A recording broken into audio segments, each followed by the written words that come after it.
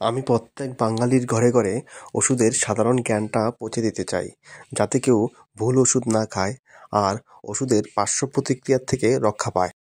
বন্ধুরা, Sensodyne toothpaste কেন ব্যবহার করা হয় এটা আমরা সবাই জানি।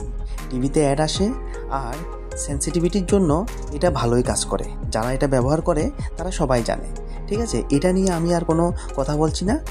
আমি মেইনলি যে জিনিসটা নিয়ে কথা বলছি, যেটা আমরা সবাই জানি না, সেটা হচ্ছে যে কারা কারা সেন্সোডাইন টুথপেস্ট ব্যবহার করতে পারবে না আর কি কি প্রবলেম হতে পারে যখন নতুন করে কেউ সেন্সোডাইন টুথপেস্ট ব্যবহার করে।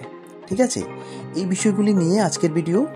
তো ভিডিওটি অবশ্যই সম্পূর্ণ দেখবেন। আর বলে দিই, যারা চ্যানেলে নতুন এসেছেন তারা কিন্তু চ্যানেলটি অবশ্যই সাবস্ক্রাইব করবেন এই ধরনের ইম্পর্ট্যান্ট মেডিসিনাল ইনফরমেশানগুলি পাওয়ার জন্য। ঠিক আছে, ইনফরমেশানগুলি খুব ছোট ছোট হলেও এগুলি কিন্তু খুবই দরকারি। ঠিক আছে বন্ধুরা, তাহলে শুরু করা যাক আজকের ভিডিও।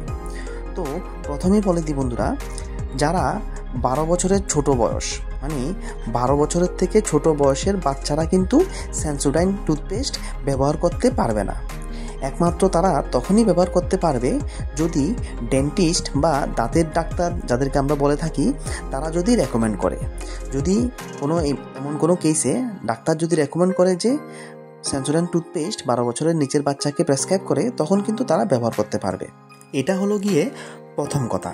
এখন দ্বিতীয় ব্যাপারটা হলো গিয়ে, যখন আপনি প্রথম সেন্সোডাইন টুথপেস্ট ব্যবহার করা শুরু করবেন, তখন যদি আপনার ইরিটেশন হয় বা আপনার মুখের ভিতরে ফুলে যায় বা সোয়েলিং হয়, ঠিক আছে, বা যদি আপনার ফেস ফুলে যায় বা ফেসের যদি সোয়েলিং হয়ে থাকে, তাহলে কিন্তু আপনি এটার ব্যবহার বন্ধ করতে হবে আর আপনার ডেন্টিস্টকে ইমিডিয়েট জানাতে হবে যে এটা ব্যবহার করার পরে আপনার ফেস বা মুখের ভিতরের সোয়েলিং হয়েছে। ঠিক আছে, আরও একটি ম্যাটার হলো বন্ধুরা, যখন আপনি সেন্সোডাইন টুথপেস্ট ব্যবহার করবেন আর ব্যবহার করার পরে আপনার কন্ডিশনটা যদি ভালো না হয় আর দিন দিন যদি আপনার প্রবলেমটা আরও বাড়তে থাকে বা আরও খারাপ দিকে যেতে থাকে, তখনও কিন্তু আপনি অবশ্যই ডেন্টিস্টের সাথে দেখা করে ডেন্টিস্টকে এই সমস্যার কথা বলবেন। ঠিক আছে, আর সেন্সোডাইন টুথপেস্ট মেনলি রেকমেন্ড করে ডেইলি 2 টাইমস ব্রাশ করার জন্য, সকালে একবার আর রাত্রে শোয়ার আগে একবার।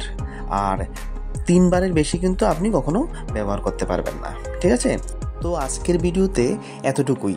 আর যদি ইনফরমেশানটা আপনার প্রয়োজনীয় মনে করেন, তাহলে ভিডিওটিকে একটি লাইক অবশ্যই করবেন, চ্যানেলকে সাবস্ক্রাইব করবেন। Thank you very much for watching.